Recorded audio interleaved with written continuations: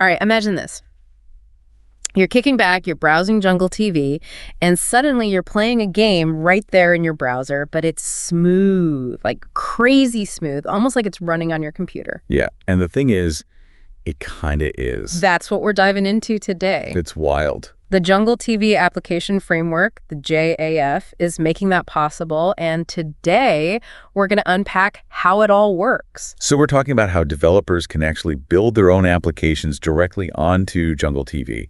And of course, we have to talk about the good, the bad, and the potentially risky. So it's not just about sending JungleTV your cool ideas, it's about having the power to actually build them yourself. You got it. It's like, instead of saying, hey, JungleTV, you should add this feature, you can just build it. I'm looking at these JAF manual excerpts here, and I see applications, files, client-server communication. This feels kind of heavy, even for experienced developers. You're not wrong. It's a lot to wrap your head around. But the good news is that the JAF provides like a toolbox full of pre-built components.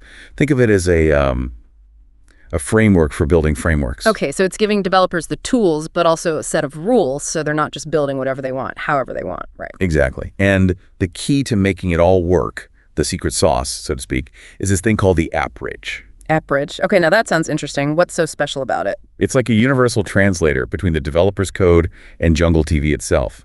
It lets the two talk to each other, exchange information. It's pretty crucial. Okay, so if I'm getting this right, the app bridge, let's say a game I'm playing on JungleTV, ask for information like, hey, who's this user? Or what video is playing right now? Exactly. And on the flip side, JungleTV can use the app bridge to send updates back to the application. Like, hey, this just happened, or this user just joined. It's all about real-time communication. Okay, I think I'm starting to get it, but I gotta ask, why go through all this trouble? Why not just use, like, a normal API like most websites do? Well, that's where the JAF gets a little radical. Yeah. Instead of the third-party code running on some random server somewhere, it actually runs directly on the JungleTV server. Hold on. Are you saying that they're letting just anyone run their code on the same servers as JungleTV? That's exactly what they're doing. That sounds a little like giving the keys to your car to like a stranger you just met on the street and saying, hey, do whatever you want, just don't crash it. It does seem a bit wild when you put it like that. The JAF manual actually uses a similar analogy, comparing it to letting someone tinker with your car's engine while you're driving down the highway. So, okay, we've established that this JAF thing is, how do I put this? A bit of a gamble, but JungleTV must have a good reason for taking this risk, right? I mean, what's the upside of letting third-party code onto their servers? So there are three main benefits that the JAF manual highlights, and honestly, they're pretty convincing. First off, it basically eliminates lag. Okay, that makes sense. Because the application's code is running right there on JungleTV servers, the communication is almost instant. Yeah, none of that waiting for a web request to go out and come back. That's huge GE, especially for things like those interactive games we were talking about. Exactly. A fraction of a second can make all the difference. Absolutely. So what's next? What are the other benefits? Benefit number 2 is increased reliability. Okay, how so? Think about it. External servers, they crash all the time. Internet connections, they can be super unreliable. But if JungleTV servers are up and running, your application theoretically should be too. So less chance of things going haywire because of, stuff outside the developer's control. I can see why that would be appealing. What's the third big win? This one's huge, especially for new developers just starting out. It significantly lowers the barrier to entry. Interesting. Tell me more. No need to set up your own servers, no dealing with the headaches of deployment. Scaling JungleTV takes care of all that for you. So developers can just focus on building cool stuff without having to become like server management experts. Exactly. It's all about making it as easy as possible for them to jump in and start creating. Okay, that makes a lot of sense from a developer standpoint. But let's circle back to those security concerns because, honestly, I'm still a little uneasy about this whole thing. How can JungleTV be so sure that this isn't going to backfire on them? Right. So the JAF manual stresses the importance of a super rigorous review process for every single application. Okay, walk me through it.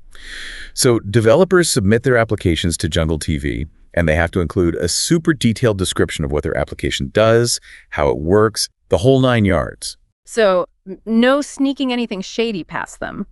But what about the actual code itself? Are they like analyzing every line, making sure there's nothing malicious hidden in there? That's where it gets even more interesting. They actually say they don't do a full code review for every single application. Wait, really? Isn't that like cybersecurity 101? It does seem counterintuitive, right? But their logic is actually pretty sound. You see, traditional security testing methods like scanning for common vulnerabilities, they often don't work well in this kind of environment. They tend to flag a lot of false positives or miss things that would only be a problem because of how the JEF specifically is set up. So it's like trying to, I don't know, use a hammer to fix a watch. The wrong tool for the job. Exactly. And even if they did try to manually review every line of code, there's always a chance of human error. And let's be real, even with the most thorough code review, you can't completely eliminate the risk of vulnerabilities, especially when you're talking about third-party libraries and things like that. You're absolutely right. So instead of focusing on this nearly impossible task of catching every single potential issue in the code itself, JungleTV has opted for a different approach. Okay, I'm all ears. How are they tackling this security puzzle? Okay, so they're not relying on just reading every line of code, but they're setting some serious ground rules. Exactly. Think of it like building a house. Okay. JungleTV is saying, hey, we'll give you the land, the tools, even some pre-built walls. You can design the inside however you want, make it your own. But teen, don't you dare mess with the foundation, and no building a skyscraper that blocks everyone else's view. So they're giving developers freedom, but within limits. Precisely. They're emphasizing responsible development.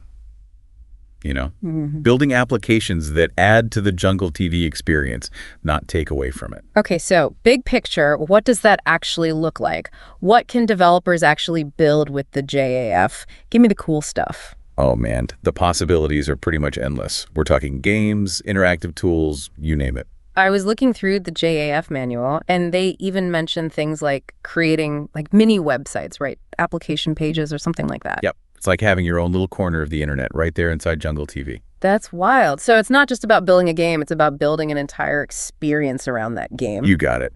And the cool thing is these application pages can be accessed through like unique URLs. So developers can share their creations on other platforms, social media, all that. That's smart. Exactly. It's like having built-in marketing. But honestly, that's just scratching the surface. Imagine watching a live stream on JungleTV and being able to like vote on what song plays next. Ooh, I like that. Interactive. Right. Or a trivia game that runs alongside a show where you can compete with other viewers in real time. Okay, now we're talking. Suddenly, it's not just you watching JungleTV, it's like this whole shared experience. Exactly. That's the power of the JAF. Yeah. It has the potential to completely change how we experience online content. I'm picking up what you're putting down. But with all this amazing potential, there's got to be a catch. Like, how do developers make sure their creations actually get seen? It's one thing to build something cool, but if no one knows about it. That's where the beauty of the JAF's integration with JungleTV really shines. I mean, we're talking about a platform with millions of daily active users. Developers can tap into that existing user base from day one. It's like having a built-in audience just waiting to discover your creation. Exactly. But of course, with great power comes great responsibility. Spider-Man, right. You know it. But seriously, too many apps vying for attention could get overwhelming, even annoying for users. Imagine opening up JungleTV and it's just a barrage of pop-ups and notifications. Yeah, that's a valid concern. The JAF manual actually stresses the importance of like responsible application design. Responsible in what way? Developers are encouraged to be mindful of how their applications impact the user experience. Like, you don't want to bombard people with notifications or make the interface clunky and unusable. So how does JungleTV make sure that doesn't happen? Do they have like a no annoying pop-ups rule? They do have guidelines. Like, for example, the JAF manual talks about how often applications can send messages to the chat. So no spamming everyone with updates every 5 seconds. Exactly. They're trying to create an environment where applications enhance the JungleTV experience, not distract from it. It's like a balancing act, right? Giving developers enough freedom to innovate, but also making sure that innovation doesn't come at the expense of a good user experience. You hit the nail on the head. And don't forget about the JungleTV Nice subscription we talked about before. Oh, yeah, that's right. Users have the power to control their own experience. They want a more streamlined JungleTV? No problem. They can just filter out application-generated content entirely. So in the end, it's all about user choice. Love it or leave it. Exactly. And that's what I find so fascinating about the JAF. It's this bold experiment in like shared responsibility and trust. JungleTV is essentially saying, hey, we trust you, our users, to build responsibly alongside us. So what happens if this whole JAF thing really takes off? Honestly, I think it has the potential to change how we think about online platforms entirely. We've talked a lot about the technology, the security concerns, but the real story here, the thing that really gets me excited, is the potential human impact. 100%. The JAF empowers users to become creators, to shape their online experiences in ways that we're only just beginning to imagine. We covered a lot of ground today, but if there's one thing I want our listeners to take away from this, it's this: next time you log on to Jungle TV, take a second to look around. You might just stumble upon the next big thing, and it might just be built by someone just like you. Thanks for listening.